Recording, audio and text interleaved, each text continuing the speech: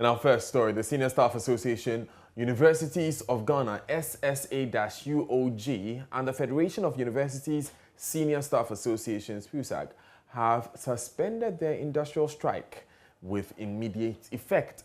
In a press release, SSA-UoG stated that their decision follows a ruling by the National Labour Commission, some intervention from the Ministry of Education, the Ministry of Employment and Labour Relations, and the Fair Wages and Salaries Commission on behalf of government. According to SSA-UoG, these institutions have instituted a roadmap to ensure a speedy resolution of their demands. Let's look at that statement that was put out by the association, and it's captioned "Suspension of Industrial Strike Action" is dated 9th August, which was yesterday. It says, "I write on behalf of the National Executive Councils of the Senior Staff Association, Universities of Ghana, and the Federation of University Senior Staff Association, PUSSAG, to suspend our industrial action, which was declared on August 2, 2021, with immediate effect. This follows the National Labour Commission's ruling on August 6, 2021, and various interventions made by the Honourable Minister for Education, Honourable Minister for Employment and Labour Relations, and the Fair Wages and Salaries Commission on behalf of government, culminating in a roadmap that serves as a guide to ensure sincerity and fairness in speedy resolution of all the impasse between us and government. We'll continue to engage faithfully with government and other relevant stakeholders in our fight for justice, fairness, equity, and in the salaries and allowances administration of our members. I therefore call on all senior staff across the 16 public universities in Ghana to resume work without further delay." And it's signed Zakaria Mohammed. He is the national chairman of SSA-UoG. Mr. Mohammed has joined us via Zoom. So, Mohammed, how long will this understanding last? How long will the understanding last? Well, it will last from on the day of the ruling, that was on the 5th to the 8th of September 2021. And that in between that, according to the directives, if any of the parties is seen to be dragging its feet or found to be violating the directives that have been issued by the National Labour Commission, the victim has the right to report same to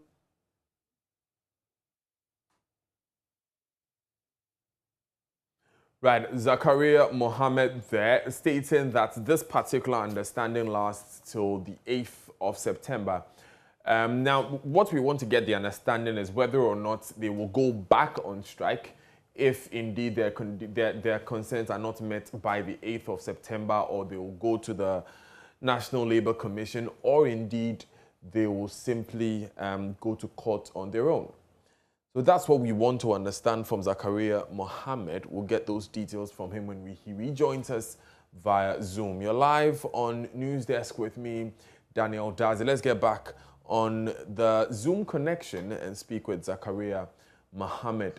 Now, Mr. Mohammed, you were explaining to us that because you are in arbitration with at the National Labour Commission, you are staying this strike action until the 8th of September. Now, my question is, in between this time, if your concerns are not met, will you go back on strike?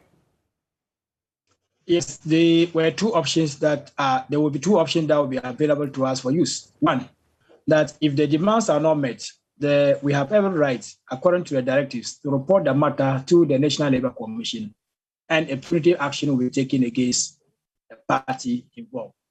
Because we have reminded them of the 28th January ruling that directed government of Ghana to use 3 months to address the concerns. The directives government of Ghana violated. And we had indicated to the commission that no new punitive action was taken against government, a development that the Senior Staff Association weren't happy about, and also pointed out to the commission a number of things. So the options that are left for us, if our demands are not met, is to resume a strike. That's why the strike has been suspended and not call off, or to go back in between the negotiation when we feel that the other party, government, is not doing the needful. We go back to the commission report and expect the commission to do the needful, because it is based on their own ruling. Now, if any of the parties feel very dissatisfied, you are at liberty to come to the commission and make a complaint. And if that complaint is investigated and found to be true,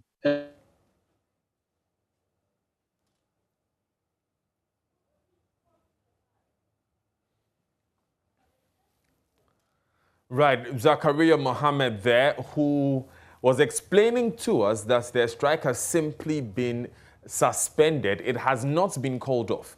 And so the option to go back on strike is still very much open to them, especially if their concerns are not met by the 9th of September. Now, he was explaining earlier that the two parties are currently in negotiations at the behest of the National Labour Commission. That is, government and the associations are in negotiations called by the National Labour Commission. They have been asked to go back to the classrooms as these negotiations are ongoing. But he brings in an interesting point that even if they perceive that the other party is dragging their feet, they still reserve the right to go back on strike. And this is when they are seen to be simply dragging their feet. I want to get a full understanding of whether or not what dragging their feet means and what exactly will satisfy them as these negotiations are ongoing. Yes, Mr. Mohammed, quickly, I just want to get clarity on this. Does it mean that you'll go back on strike on the 9th of September if your conditions are not met?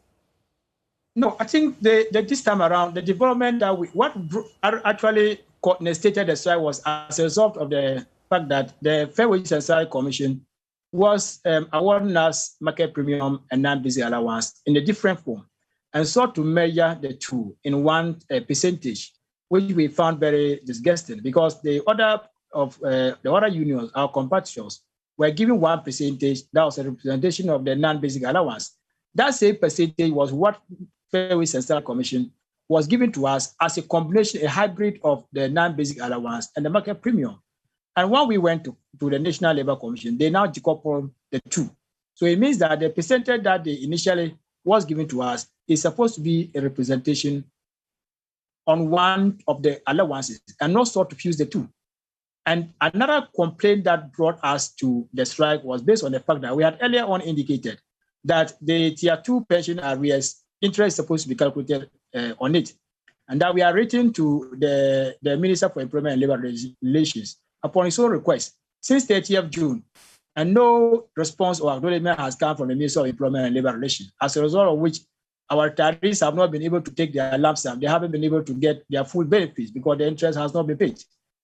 A day after the ruling, the Minister for Employment and Labour Relations wrote a letter inviting us to meet tomorrow with him, Minister of Finance, Controller Accountant General, with our technical team for the first time.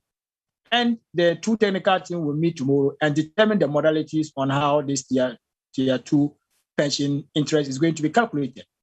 And further to that, because the Fair Wages and Salary Commission has also decoupled the two, I mean, it's only right and proper that in law, it's not possible once you are on strike, you engage with government. It's not going to happen. So if the strike was not suspended, what it meant, therefore, is that we would have had to forgo the negotiation. And even before the National Labour Commission made this ruling, they gave us options.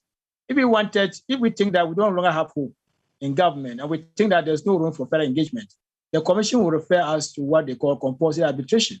It means that we have to go through the court system. And we saw the process to be the same. If you are going through arbitration, you have to call off the strike and travel through the court system until the court makes a determination. And while the court is making a determination, you are prevented from further engaging with government because the outcome of the hearing court is likely to affect the negotiation that will be happening behind whilst the arbitration is going on. So we decided that we'll go and engage further with government. And I'm saying that because Zakaria Mohammed, he's chairman of the SSA-UoG. He explains there that what they want to do is focus on one process and see it through. If this doesn't work out, they'll simply seek another mode of having their grievances addressed.